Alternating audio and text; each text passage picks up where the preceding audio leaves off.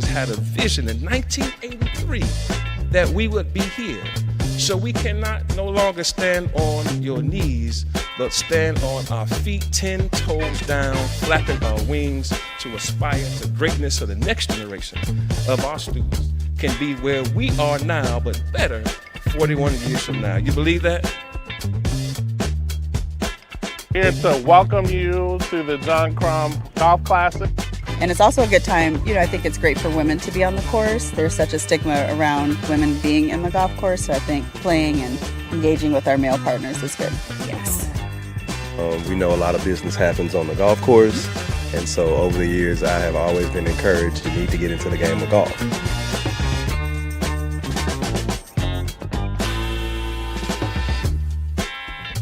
Here you are, meeting professionals. That's high. Meeting professionals. You all are at the center of what happens every summer.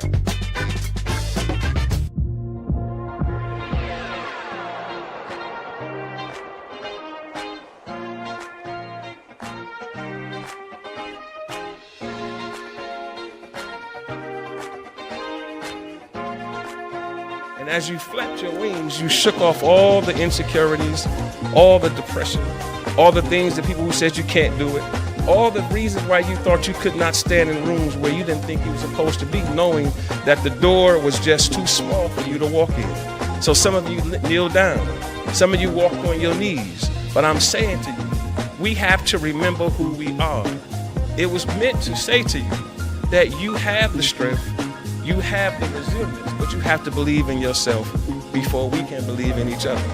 Does that make sense? First time at the conference, and so we're excited to be here and really take away all the knowledge, the networking, the relationship building, and really take that back to our peers and our community back in Madison. I would say that NCBMP has done so much for my career. It put me in doors I never thought that I could be in. The key factor in things that have always been said over and over at Coalition is that we do business with our friends and people that we know.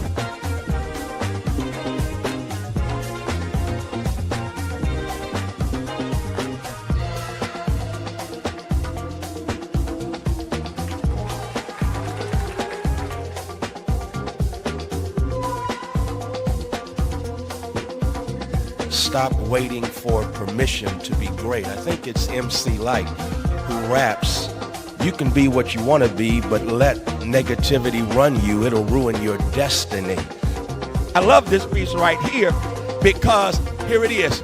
I am not just going to learn the game to get good at the game. I'm going to transform the game.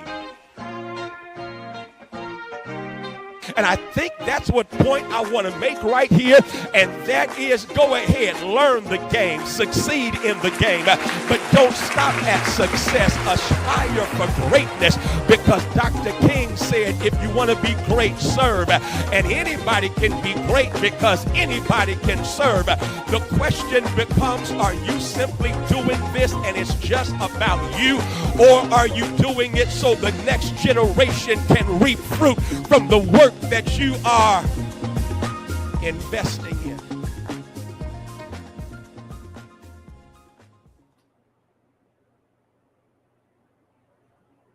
Good afternoon. My name is Jason Dunn, CEO of the National Coalition of Black Media Professionals, and I greet you on behalf of Chairman Richardson, our board of directors, our members, family, friends, and in the spirit of our founders. Today is an interesting topic that each of us have been talking about throughout the last couple of weeks. And we, as the National Coalition of Black Media Professionals, also believe in one of Marcus Garvey's very important quotes is, I like honesty and fair play. We believe that fair play and honesty are the foundation of friends, of friendships. And our motto is, we do business with our friends. And so we're going to make sure that you have the proper education, the proper information to move about with confidence, and also the kind of get between the noise and the truth. And so today we're bringing to you Dr. Perry, who is the political science professor at Department of past chair at Howard University. And he will help us to walk through what an executive order is from the basic point of view, in addition to how it impacts our industry, and answer any questions at the end. So in the comment section, say where you're from, ask questions. We'll pick some of those out towards the end and begin to engage with you. But sit back, relax, enjoy, and also speak up and ask questions if you have them in the chat rather, and we'll address them as such. He also has his bio so we can maximize time in the chat. So read that at your leisure. Let's welcome Dr. Perry. Dr. Perry. Oh, good afternoon, everybody. Glad to be with y'all. I mean, this is, first of all, an amazing privilege. The work that you do ensures that all of us who are working in a variety of fields and industries as people of African descent are doing so with the appropriate setting, the appropriate knowledge, and the appropriate, of course, skills that we're delivering in all of these meetings that all of us go to all the time. I certainly know as an academic, I've got enough conference bags and I've got closets full of them. And so, I know that, and it's in those spaces that we actually are able to grow and build our own careers. So from an academic, I really appreciate y'all and what you do as professional meeting professionals in the Black space. And so really honored to be here today. I am a professor of political science at Howard University. I've been here about 6 years in Washington, D.C. We just got a big snowstorm yesterday, but I'm from Ohio, so I made it out. But I was up late helping some neighbors, so excuse my voice. That's why. But I want to start with the slideshow. Can we get going with the... Thank you so much, Dwayne. Thank you. And so what I am wanting us to begin with is a very simple question that I believe you are primed with in signing up for this event. And thank you for your interest, of course. Let's discover exactly what executive orders are. I plan on taking about 10, 12 minutes to run through slides. This will be quick, but you will also have the opportunity, of course, to view these. Happy to send them to you. But for right now, I want to run through some of this information. And then I wanted to spend most of our time today in conversation, because I have learned through 20 years of educating that it really matters most that we have interactive dialogue, not one-way conversation. So, but because I want to ensure we all have the same level of knowledge we're working from, I just want to answer some questions that I think will have framed this conversation, discovering what exactly are executive orders, how it affects you in the events industry, and of course, how this differs from legislative affairs. So we can move to the next slide. Thank you. Executive power is how executive orders have their authority. So the executive power, we have 3 branches of government in American politics: judicial, executive, and legislative. And it's the executive branch that's always been the most contested because we in fact became a country as a result of deliberately no longer wanting to be associated with having a king. And so how we come up with executive power in our Constitution has been a contested point, but it's been settled in Article 2, where, so while the president does have all of this enormous power on paper, it is not unlimited. Next slide, please. Or can I move these myself? No? Okay, great. Yeah. So here's the Constitutional Convention, 1787. Remember, all we had in America at the time was basically present-day Massachusetts down to Georgia. That was the American coastline. That was, and we got together in 1787 to write a constitution. The point of going into Philadelphia at the time was actually not to write a constitution, but was to amend the Articles of Confederation, which is what the new country had been working on since our independence in 1776. But after a decade or so of that, people got frustrated with its limitations. And so what became the Constitutional Convention was a 2-year process. And these are the questions that they were primarily answering. Again, should we even have a president? How long should they serve? And how should we choose this president? All right, remember, because people were very cognizant about not wanting a king. Next slide. And so president's powers are articulated again in Article 2, because a lot of this is kind of very nitpicky. what it basically says is that there are some powers that are explicit and there are some powers that are not explicit but implied. And it's that latter question that you might imagine that presidents have tried to expand over hundreds of years. You can't expand the explicit powers, right? The explicit powers are very clear. I'll go through them in a second. What some people call express powers. And then there's all those powers underneath it: delegated, inherent, executive, agreements, and privilege, which are all been interpreted differently depending on the socio-political era, the socio-political constituency of the Supreme Court that interprets, of course, executive actions, and of course the individual themselves and the kind of power that they seek. Next slide. So the president's express power. This is what the Constitution is very clear about, what the president can in fact do. Everything else is really subject to interpretation by the Supreme Court.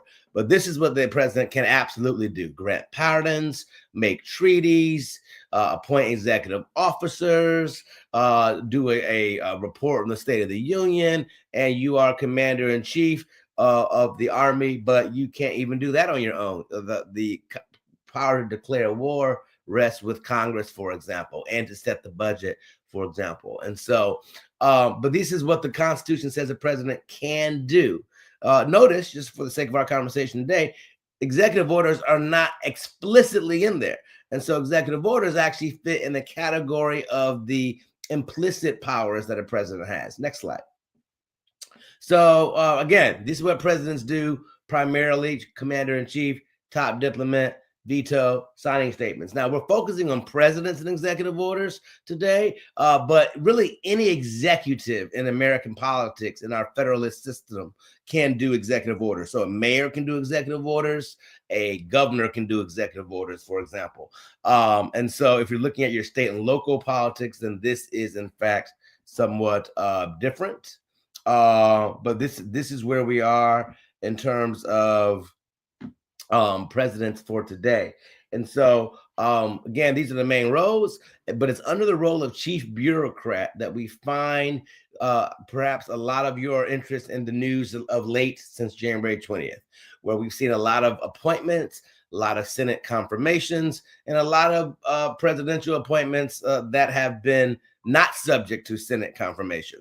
And including one that was just, on the television last night, and a new executive order signed last night, giving that individual even more power to so-called cut government spending. And so this is just where executive orders fit under the role of chief bureaucrat. The bureaucracy is not technically a branch of government, but it is the executing arm of the executive branch. So an executive branch says, let's go do this, let's go implement that. Well, obviously the president isn't out there, right, building the bridges and shoveling the snow. It is the bureaucrats that execute that. And that's why we have a lot of federal employees. And by the way, the largest subgroup of people employed by government in the United States are African Americans.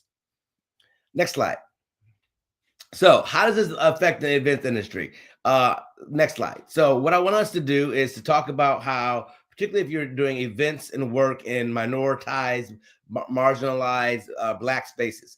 Let me tell you why I use those words. Not because we ourselves are minorities in terms of our cultural resonance, our pride in our communities, but numerically we in fact are.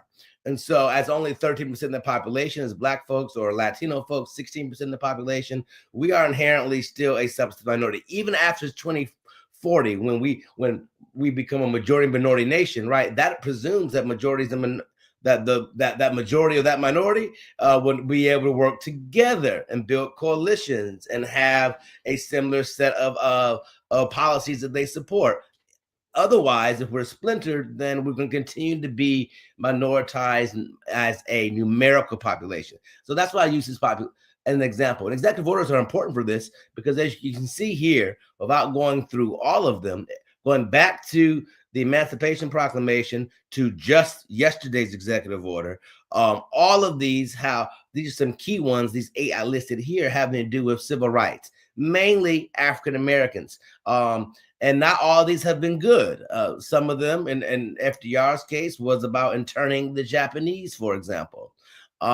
Lincoln's Emancipation Proclamation did not free every single enslaved person, only those in rebel border states, for example. And so Truman had an executive order to integrate the military.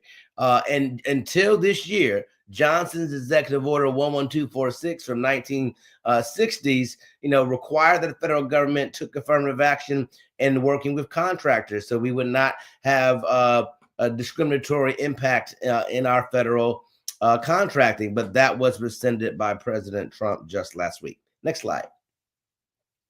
So key considerations about executive orders, again, from the federal level, is that a president cannot write a new statute. They can't just write whatever they want and it happens. If it's a statute, if there's a law, in other words, on the books already, they can direct kind of how that is to play itself out, but they cannot write new laws with executive orders. They can that override other laws. And so they can write new policy that has the effect of law as long as no subsequent president rescinds it or they do themselves. But most executive orders take effect immediately. Historically, when you had a bureaucratic system that was empowered to interpret these executive actions, then they would go through the process of vetting these actions and then before it will be implemented. But in this current administration, they have made that clear with this government efficiency initiative that the bureaucracy's role in executing executive orders has been severely limited. And so what you should look for in executive order is not new law or new policy that overrides existing law or policy. But if there's any gaps in law or policy, there's no constitutional or congressional law that pre-exist, then executive orders can in fact serve the presence of law until the next president rescinds it. Next slide. So here's some key impact in the event industry. You may have noticed this. I certainly have myself. Executive orders can impact a lot of flow of materials, could impact your supplier diversity chain, can impact your ability to receive funding that might have certain kinds of staff members associated with that funding. You can have donors decide to no longer support what you're doing because they feel as though their own kind of taxes are going to be more scrutinized. As an example, you may, as a result, have to lay off a lot of staff. And, for me, what's really important is that there's a lot of increased anxiety, which is why I really appreciate y'all taking the time to have this conversation. Anxiety is real. And so, if your employee groups, offer various employee assistance programs that allow you to have the ability to take care of your social, mental, spiritual health, please take advantage of that, because this time is in fact socially, psychologically distressing for many, regardless of where you fit on the aisle. Because if you are on the political aisle, because if you are someone who is going to be impacted by these issues, then you have a reason to be concerned. I mean, we have seen reports already from our international partners, from the auto industry, from the events industry, certainly from DEI industry spaces, where folks have been laid off by the thousands. And a lot of these people supported the president that in fact is authorizing these changes by their executive power. And so it doesn't really matter who or what you believe politically. This is what's going on. And I think you in the events industry, probably, if you're not already experiencing this, should hopefully start preparing for that. Next slide. So the only way you can stop an executive order, I try to remind my students, you can go on the street corner, you can write a letter to your Congress member. You can do all those things when it comes to having your voice be heard. But to stop executive power, there's really limited things you can do. And so, again, only a future president can change the executive order. This is why you always hear the phrase, on day one, I'm going to do this. On day one, I'm going to do that. What they mean is that they're going to write an executive order. And Congress can write a law that challenges executive order. And the Supreme Court can tell the president that executive order is, in fact, invalid. Next slide. So those are the only ways. So these are just procedures, if you're really interested in this stuff, like I am. This is how, when the president writes an executive order, technically they're not the only one that has looked at it. In most cases, they don't actually write it, of course. Let's start with that. They have a staff, a team that writes it, and it's vetted at least by the Office of Management and Budget, and also by the Attorney General. And if those two people agree, then it's given to the Office of the Federal Register, which is just, basically the government's printing service, where we print all of our proclamated live activities. And so if you Google Federal Register now, you'll be able to see every single line item of everything that's happening. And I really encourage folks to do that. If you really want to know what's happening and don't want to just hear about it from your preferential news choices that we may tend to, then you can go to the Federal Register and read and digest for yourself what's actually happening. Next slide. So again, I call it fun, firm fact, because, this is how executive orders became the firmness that they have. One, again, it has the effect of law. We didn't have numbers of them until 1907, interestingly enough. And again, the Federal Register Act, which created the Federal Register, since 1936, we have presidents have been forced to actually publish these executive orders, which is a long way of saying some executive orders we've actually have lost pre-1907. But of course, the famous ones we remember and have been saved, luckily, through our archives. Next slide. So a few of these Trump executive orders, these are just a handful. There have been about 24, by the way, and the media is focused on, I think, about half of them. But these are the 4 that I think may impact the events industry particularly. One, illegal so-called discrimination and merit-based activity. This is what you've heard all over the news about DEI. That's the blue icon there. The orange icon about wasteful spending and grants. And so not only is this is not just cutting DEI programs, this is also cutting off all grants related to essentially people of color and people of color initiatives. The Globe is focusing on citizenship. 3 of the most important amendments for people of African descent have been the 13th, 14th, and the 15th amendments passed after the Civil War. The 14th is the most significant, and it includes due process, equal protection of the laws, and citizenship. And it's that citizenship clause that this current administration wants to tackle. I think it's crystal clear. Most conservatives also think it's crystal clear that will not go. But either way, it is a conversation that is now being had. The idea is that, that by eliminating citizenship of children who are born here, whose parents were not born here, that you will somehow add more security. And so, and then the recent issue with trans individuals in sports. In the events industry, as you know, you have a lot of different kinds of employees and partners. And I imagine that, many of them may fit in one of these categories. And next slide. Okay, so courts can declare executive orders unconstitutional. And so we'll have to wait to see how this plays out with many of the ones that are under discussion today. Next slide. And there are other executive actions. So executive orders has the effective law only for the time of that president. But legislation passed by Congress is in perpetuity. Again, the only way to stop any of this is if the Supreme Court declares it unconstitutional. Next slide. Okay, references. Here we go. And so I want please, screenshot this. I hope that they share it. But this is where you can get more information about all executive orders and all nonpartisan. You can research what you find of interest yourself, and let's have a discussion.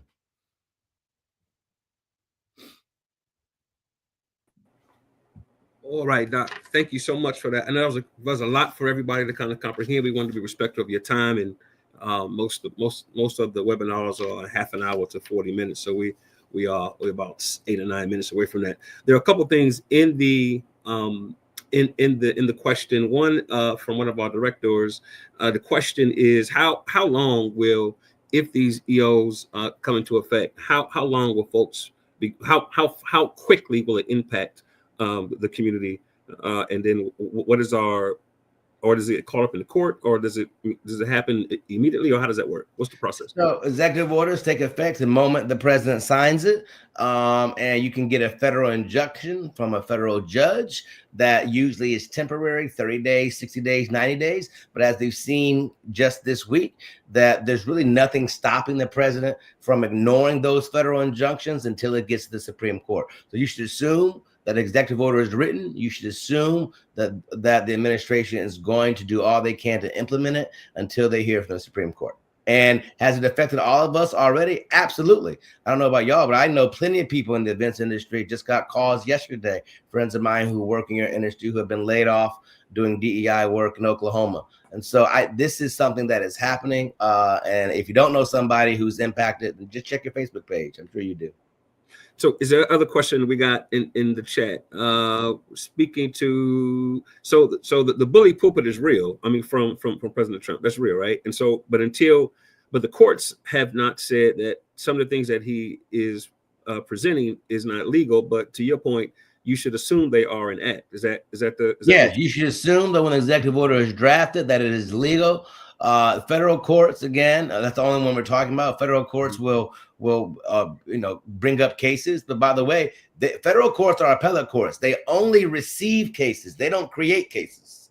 So someone has to sue, in other words, in order for them to even make something declared. So, if there is no suit or the group suing take too long to sue, then that executive order is going to be in place until that process gets going.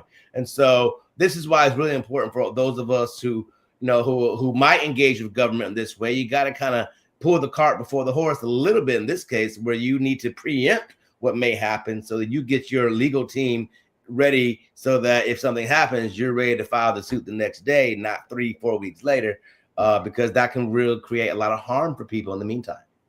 In addition to at the federal level, there are now attorney generals from states whom are suing organizations or associations, et cetera. What's the political process at that point? Is the same? So those are all, by the way, those are all democratically elected, big D, partisan Democrats, attorney generals. And so that just to state how clear that is, that's not AGs from all sides of the aisle.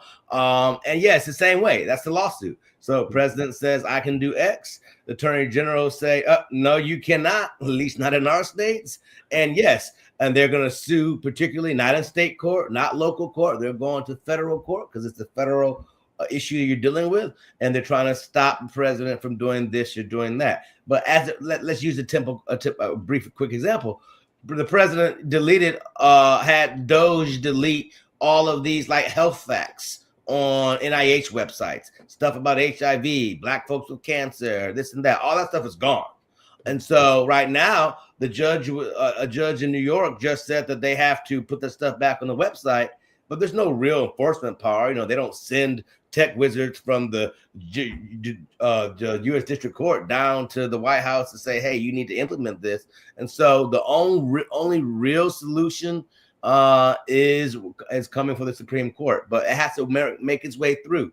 So you start with a lower district federal court, then you move up to the appellate court, then you move up to the Supreme Court. And so you should assume it's going to take effect because the president basically has a window of 3 to 6 months, typically, given the federal court process, unless there is an emergency injunction done on behalf of the Supreme Court, which is very, very rare.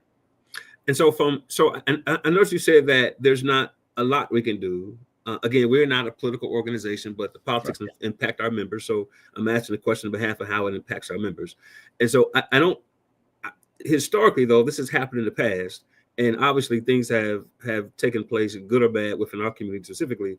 But there have been moments of history where many of the associations that are represented on this particular webinar have spoken up and held our other elected officials accountable. Yeah. And so as we're talking about the EOs, what role does Congress play in this, particularly at this juncture and this moment where the EOs are being established or presented? The courts are either involved or entangled in what is legal and what isn't.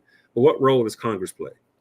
Congress plays the biggest role. The Constitution essentially gives Congress most power. Now you're going to see the president's, team members say that the president has the most power. Not really. I mean, how do you know that? Because the Constitution gives the president, Congress, the Constitution gives Congress the power of the purse, which is how you run the country.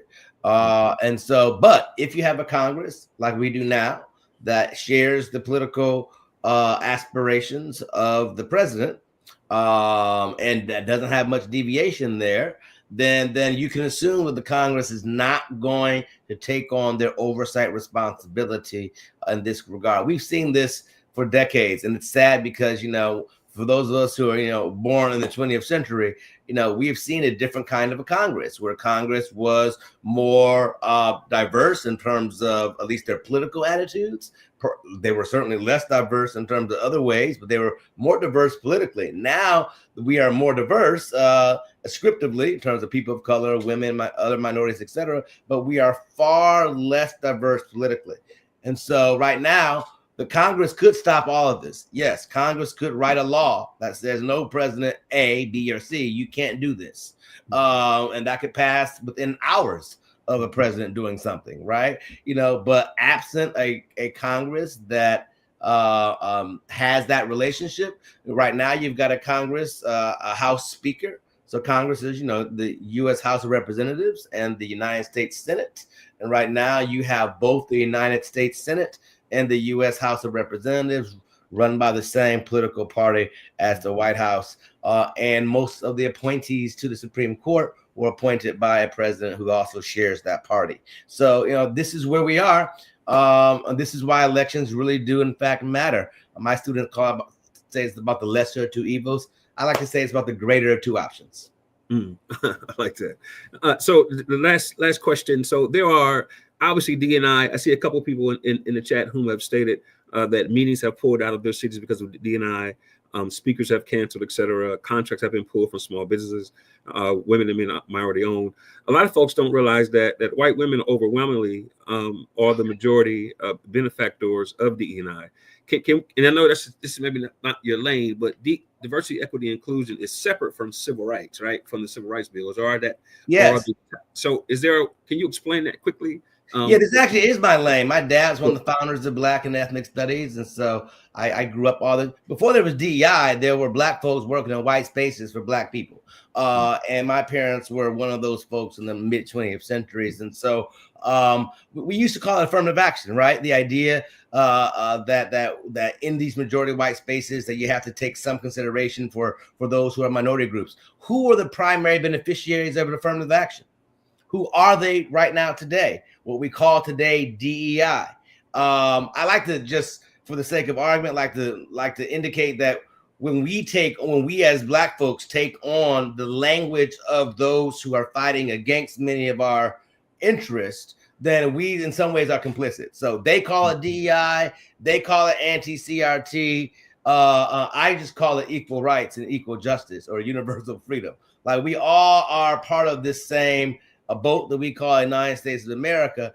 And, this is not DEI. This is just equal justice, equal opportunity, which is what, some folks have never wanted. But it's been white women who have been the primary beneficiaries of affirmative action since the Bakke University of California case in 1974. That is the fact. That's the fact today, as it was in the 1970s. And so it's white women primarily who have been impacted. And it's actually, if you go through the other subgroups, African Americans are actually at the second to last on the list of those subgroups. And so, but that's the perception, right? The media buys into the perception that DEI means this person, that person, this color skin, that person that has this type of portrayed image on television. And if we allow ourselves to buy into that, then we are allowing ourselves to believe the narrative that they want to present for us. The reality is this has primarily helped white women in the federal government, in state governments, in local governments. And what they're going to see is by deleting all of this is that, a lot of those individuals are now out of a job. As you talked about, contracts canceled, speeches over, events closed, hotels shutting down, event agreements. And, this is what we should expect, because when you attack this, it's not just rhetoric. This is money being pulled from federal coffers that has already been expended and paid for by Congress and taxpayers, that this president has chosen to freeze. And I will say, you can check your own partisanship beliefs here, but we do have a 1974 Congressional Impoundment Act, which says that once money has been expended, once the bill has been passed, once Congress says, yes, go do this, that president can't just pull it back. Well, that's what this president has done, but it will take the Supreme Court a while to decide whether or not he's been following the law or not. So got two more questions, and we'll be at our time. So the next one is, so how does the EOs from executive order from political level, how does that impact corporations who are now saying that they are pulling back because of the possibility that the executive orders, particularly around D&I, are unlawful, although that hasn't been proven yet? Well, one, because a lot of corporations receive tax breaks and benefits for everything from their property, their building spaces, to how they receive materials and trade tax levies, etc. And so most of us who maybe work for a corporation may not know that fine print, but somebody in the C-suite knows how much of their bottom line is in part due to some form of federal tax break, some form of federal assistance, or compliance with federal regulations. But if those regulations go away, if that tax assistance goes away, then you may not have the cushion that you had been relying on to offer bonuses, to hire new staff, to do retreats, to bring on special events. That people in the C-suite will know how they have been covering and paying for those costs. And in some ways, it varies by corporation, of course, varies by nonprofit versus for-profit, varies by the size of the organization. But for example, every single university, regardless of whether you have 5 students or 50,000 students, receives some form of federal funds. Whether you're Liberty University, extremely private, or you're University of Michigan, where I went to school, right? You receive federal funds, and if you then are no longer in compliance with what the federal government says you are supposed to be in compliance with, well, what will they do? Well, they can threaten to pull your money, or they can actually pull your money. And HBCUs in particular, like places like I work at Howard, where we're the only HBCU that's in part funded by Congress. 38% of our annual budget comes from Congress every year. It's been that way since 1867. But this president seems to have suggested in one of his executive orders that any university teaching a Black Studies class is going to have their money pulled. So, we'll see what that looks like. But the way it can affect corporations is basically the relationship between business and the federal government. And that usually has to do with zoning, taxes, and compliance with federal regulations that allow corporations to essentially operate at a lower cost than they otherwise normally would. Hence, as you know, a lot of corporations get billions in tax breaks that they otherwise would have to pay. But if they say you're not following our rules anymore, now you're suddenly on the hook for those billions of dollars. Well, now something has to give. Yeah, Dr. Perry, thank you so much, guys. So what? Just to recap, what we hear is that the EOs are executive orders from the president are essentially setting his agenda for the country, and the bureaucrats are the ones who are at his mercy per se. And the way the law is acted now, he is executing what he believes is his power, and then people, and if they're legal or not is what the courts will determine.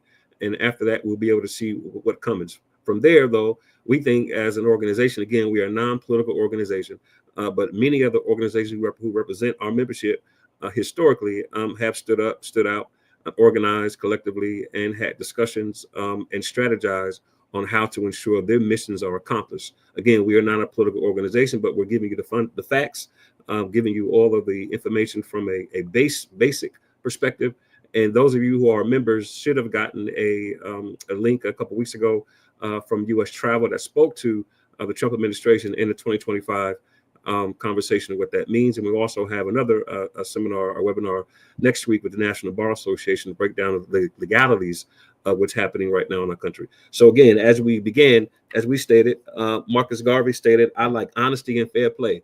And that is what we are seeking to induce on you guys, to ensure that you are part of the conversation, ensure that you have your head on the swivel, and know what's around you, for you, and who is against you or with you.